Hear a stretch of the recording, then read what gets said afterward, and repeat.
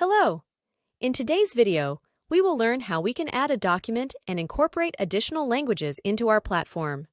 To navigate to the Add Documents section, look at the left-hand side corner and find the menu icon. From there, navigate to the Settings section. When you click on Settings, a menu will appear. You'll need to select Documents. To add a document, simply click on the Add New button. This action will bring up an Add Document screen. Here, you will need to specify the name of the document.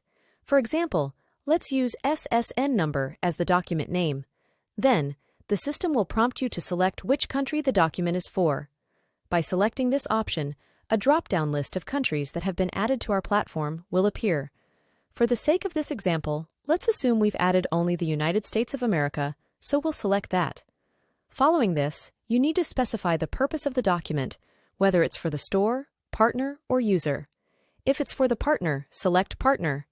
If it's for the user, select User. In this case, we're selecting that this document is for the user. After this, you will see a toggle. Is this a requirement?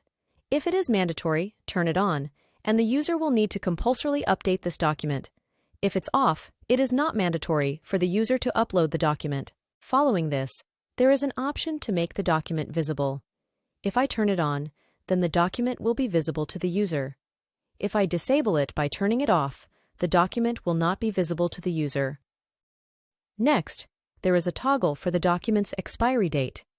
If the document has an expiry date, I will turn it on. If it does not, I will turn it off. Then there's the question of whether this document requires a unique ID. If it's on, the user must enter a unique ID for this document, as provided by the government or another authority. If not required, I will disable it and the user won't need to provide a unique code. After making these selections, I will click Save. You can see that I have successfully added a document. Suppose you want to edit the document after adding it. You can click here on Edit, and by doing so, you can change the name of the document. Finally, I will click here on the arrow.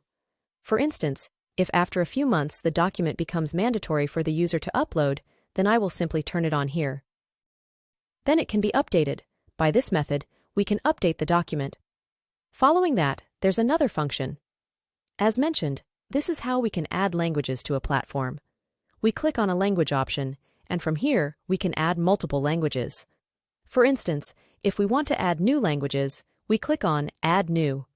Then, we must provide the name of the language we wish to upload, determine the language code, and specify whether the language is right to left, RTL, or not.